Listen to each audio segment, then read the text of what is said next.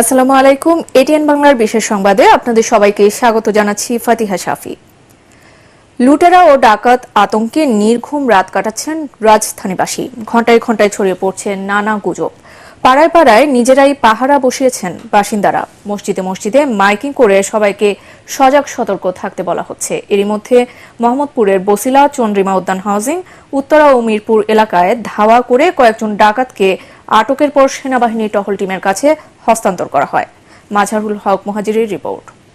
সবাই সাবধানে থাকেন এবং রাস্তায় নেমে পড়েন। মসজিদে মসজিদে আওয়াজ আসছে ডাকাত থেকে বাঁচতে সবাইকে সতর্ক থাকার। সবাই রাস্তায় নেমে পড়েন এবং সাবধানে থাকেন। পুলিশের অনুপস্থিতির সুযোগে রাজধানীতে ছিনতাই ও ডাকাতির ঘটনায় এভাবেই বাসার নিচে অবস্থান করছেন কেউ কেউ। রাতভর জেগে নিজেরা নিরাপত্তা দিচ্ছেন, প্রয়োজনে সেনাবাহিনীকেও খবর দিচ্ছেন। ডাকাত ঢুকছে, আমরা পাহারা দিচ্ছি, অনেক মানুষ মিলা। আপনারা হুঁশিয়ার সাবধান, আপনারা যার যার এলাকার থেকে আপনারা সাবধান হয়ে যান। এদিকে রাজধানীর বিভিন্ন এলাকায় ডাকাতির খবরে তোলপাড় সামাজিক যোগাযোগ মাধ্যম।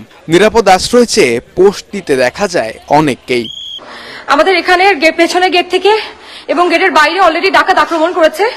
উত্তরার বিভিন্ন জায়গায় অলরেডি ডাকাতি হচ্ছে।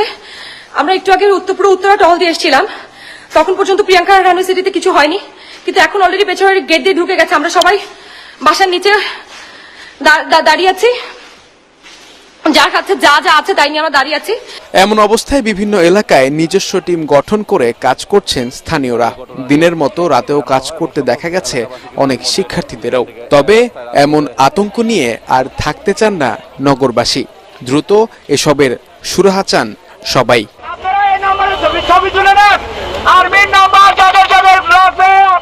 মাজহারুল হক মুহাজির, এটিএন বাংলা, ঢাকা। ফ্রান্স থেকে এখন দেশের পথে আছেন অন্তর্বর্তীকালীন সরকারের প্রধান হিসেবে মনোনীত নোবেলজয়ী অর্থনীতিবিদ ডক্টর মোহাম্মদ ইউনূস। আজ দুপুরে দেশে ফিরবেন তিনি। রাত ৮টায় বঙ্গভবনে অনুষ্ঠিত হবে অন্তর্বর্তীকালীন সরকারের উপদেষ্টাদের শপথ। বঙ্গভবনে অন্তর্বর্তীকালীন সরকারের প্রধান হিসেবে শপথ নেবেন ডক্টর মোহাম্মদ ইউনূস। তবে সরকারের অন্য উপদেষ্টারাও একই সঙ্গে দায়িত্ব নেবেন নাকি পরে দায়িত্ব নেবেন তা এখনো চূড়ান্ত হয়নি।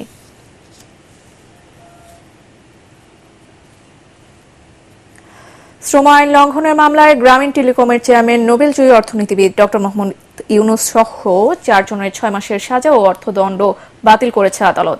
ডক্টর ইউনূস সহ আসামিদের করা আপিল মঞ্জুর করে শ্রম আপিল ট্রাইব্যুনালের বিচারক এম এ আওয়াল এ রায় দেন। আরও জানাচ্ছেন হুমায়ুন চিশতি। শ্রম আইন লঙ্ঘনের অভিযোগে গ্রামীণ টেলিকমের চেয়ারম্যান নোবেলজয়ী অর্থনীতিবিদ ডক্টর মোহাম্মদ ইউনূস সহ 4 জনকে গত 1 জানুয়ারি 6 মাসের বিনাশ্রম কারাদণ্ড ও 30,000 টাকা অর্থদণ্ড দেন ঢাকার শ্রম আদালত। একই সাথে আপিল করার শর্তে তাদের 1 মাসের জামিন দেওয়া হয়। পরে সাজা বাতিল চেয়ে শ্রম আপিল ট্রাইব্যুনালে আপিল করেন ডক্টর ইউনূস। বুধবার বিকেল 4টার দিকে মামলার আপিল শুনানি শুরু হয়। প্রায় 1.5 ঘণ্টা সাজা বাতিলের পক্ষে বিভিন্ন যুক্তি তুলে ধরেন ডক্টর ইউনূসের আইনজীবী আব্দুল্লাহ আল মামুন। আসামিদেরকে দণ্ড দিলেন 6 মাসে। এই অপরাধটা হচ্ছে কোনো নথিপত্র যদি রক্ষণ না করে, তলব করলে যদি প্রেরিত না করে, গাফলতি করে, তাহলে তার শাস্তি। কিন্তু এই ধরনের কোনো অভিযোগ আমাদের বিরুদ্ধে আনা হয় নাই।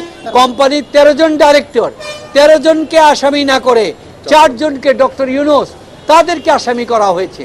অথচ আইন অনুযায়ী কোম্পানিকে আসামি করা বাধ্যতামূলক, কারণ সে হচ্ছে শ্রম অধিদপ্তরের সাথে রেজিস্টার্ড। পরে সাজা বাতিল হলে কোনো আপত্তি নেই বলে আদালতকে জানান মামলার বাদী শ্রম পরিদর্শক তরিকুল ইসলাম। তবে এদিন কলকারখানা ও প্রতিষ্ঠান পরিদর্শন অধিদপ্তরের কোনো আইনজীবী আদালতে উপস্থিত ছিলেন না। পরে সাজা ও অর্থদণ্ড বাতিল করে রায় দেন আদালত। আজকে এই আপিলটিকে চূড়ান্তভাবে গৃহীত করেছে, মঞ্জুর করেছেন এবং চার্জের থেকে আসামিদেরকে খালাস দিয়েছেন। অর্থদণ্ড সহ যা আছে এই মামলা সমস্ত জিনিস এই মামলায় বাতিল ঘোষণা করা।